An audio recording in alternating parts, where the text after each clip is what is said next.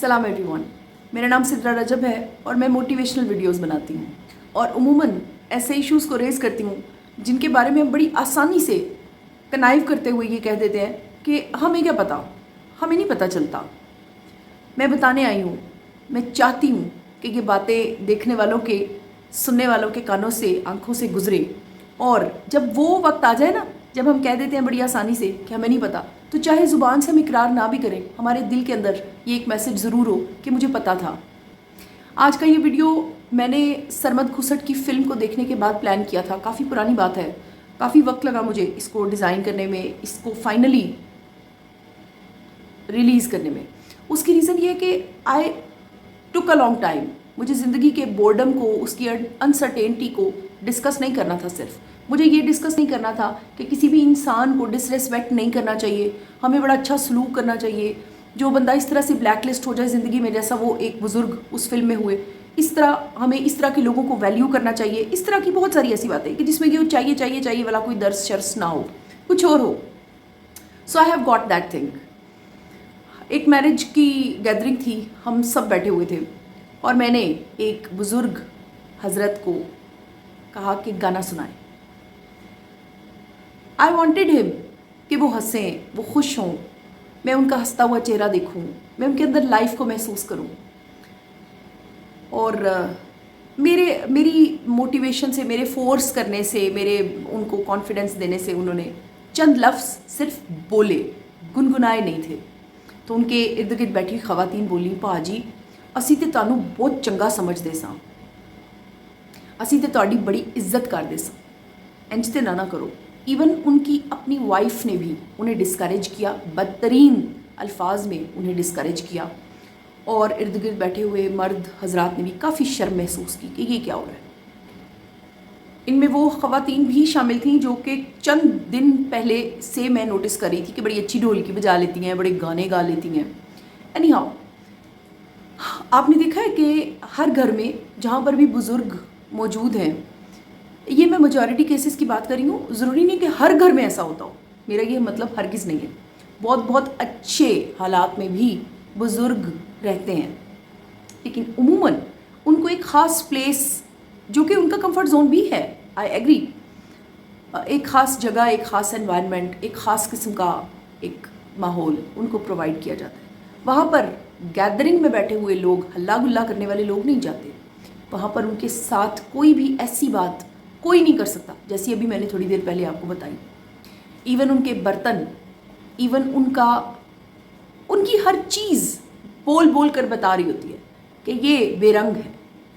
आप सोच रहे होंगे कि शायद मैं आपको ये कहने वाली हूँ कि हमें ऐसा नहीं करना चाहिए, या ये गलत है, ये जुल्म है, ये ज़्यादती है, हमने उनको कॉर्नर कर दिया। नो, मैं ये नहीं कहने आई, मैं आपको कुछ और बताने आई हूँ आज। आपको पता भी नहीं चलेगा, स्लोली स्लोली, आहिस्ता आहिस्ता आप और मैं भी उन्हीं बर्तनों तक पहुंच जाएंगे, उसी एक कोने में पड़े रहेंगे। उसी तरह हमें भी परमिशंस लेनी पड़ेंगी लोगों से हंसने बोलने के लिए। उसी तरह हमारे कंधों पर कई लोगों की इज्जत का ठेका होगा, वही बिला वजह। उसी तरह से हम भी एक बेरंग ज़िंदगी गुजारने लगेंगे, हमें पता भी नहीं चलेगा और ये सब कुछ हमारे साथ हो गया होगा। जहाँ पर बच्चे मौजूद हैं, जहाँ पर लाइफुल हरकतें हो रही हैं, वहाँ पर हमारे बारे में हमारा तसव्वुर भी कोई नहीं कर सकता कि यहाँ पर ये बुढ़ा या ये बुढ़ी भी सर्वाइव कर सकते हैं या यहाँ पर ये मौजूद हो सकते हैं। मैंने अपने कानों से एक सेंटेंस सुना हुआ है कि अब्बा जी हुण तुहाडा टाइम पूरा हो गया, या इस किस्म के बहुत सारे सेंटेंसेस। अच्छा, ये एक एस्पेक्ट है, इसके अंदर मेरा फिर वही पैगाम है जो मैं हमेशा देती हूँ कि मरने से पहले जीना शुरू करें। मरना तो सबने है, मरने के बारे में हर एक को पता चल गया है, लेकिन हमें पता है, हमें पता ही नहीं, हमें यकीन ही नहीं आता कि हमने मरना है। हम हमेशा दूसरे की बात कर रहे थे। मरना सबने हमें, बाकी सबके चेहरे होंगे सिवाय हमारे। हम मेंटली रेडी नहीं हैं मरने के लिए, हमें लगता है ये किसी और की बात हो रही है। चले अब इससे भी एक कदम आगे। ज़िंदगी दो रुख घूमती है, क्लॉकवाइज, एंटी क्लॉकवाइज।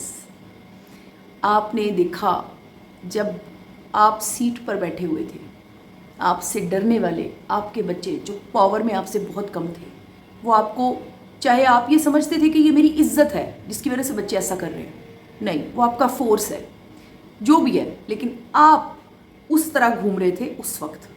अब वो बच्चा आपसे पावर में ज़्यादा है, अब एंटी क्लॉक मूवमेंट शुरू हो गई है। मैं ये भी बताने आई हूँ, मैंने 2 बातें बताई हैं आपको। एक तो ये कि बड़ी जल्दी उस बाबा जी और अम्मा जी की जगह पर आप और मैं बैठ जाएंगे, और दूसरी ये कि आज जो आपके और मेरे पास ग्राउंड है उसके अंदर रहते हुए अपना क्लॉकवाइज बैटर बनाएं। किसी को इतना वक्ता ना डालें कि जब उसकी बारी आए तो फिर वो आपको मज़ा चखाए, फिर वो आपको बताए कि ताकत क्या होती है, फिर वो आपको बताए निगलेक्ट करना, रिजेक्ट करना किसे कहते हैं, फिर वो आपको बताए बेइज्जती क्या होती है। हम समझते हैं ना कि जैसे हमारा ठेका है कि हमारी बेइज्जती नहीं हो सकती क्योंकि हम तो बड़े हैं। नो, एक बुज़ुर्ग को जब आप सेट असाइड कर देते हैं ना, उसकी बड़ी बेइज्जती हो जाती है मेरी नज़र में। क्यों नहीं वो बैठ सकता आपकी गैदरिंग में? क्यों नहीं वो आपके दोस्तों के साथ बैठ सकता? क्यों नहीं वो हर बात में ओपाइन कर सकता? वो बिल्कुल एक बच्चे की तरह होता है। लेकिन नहीं, जब बच्चा बच्चा था तो उस बुज़ुर्ग ने उसे बच्चा नहीं समझा था। अब उस बच्चे की बारी है। So shortly and precisely be ready for what you are doing today. मैंने आपको कोई किताबी खाबी बात नहीं बताई, मैंने आपको नहीं कहा कि ऐसा करना चाहिए और ऐसा नहीं करना चाहिए। मैं आपको ये बता रही हूँ कि ये मेरे और आपके आज से रिलेटेड है। ये कोई फ्यूचर नहीं है, ये कोई पास्ट नहीं है, ये कोई अच्छाई बुराई का दर्स नहीं है, ये आज एक्शन की बात है। अभी वाले जितने भी हमारे एक्शंस हैं ना, ये उनसे रिलेटेड है। आज अपने एक्शंस को बेहतर बनाएंगे, कल इज्जत भी हमारी होगी, रंग भी हमारे होंगे, बच्चे भी हमारे होंगे, और सबसे बढ़कर हमें किसी से परमिशन लेकर खुश नहीं होना पड़ेगा। आप अपने कीमती वक्त में से मुझे वक्त देते हैं, थैंक यू सो मच।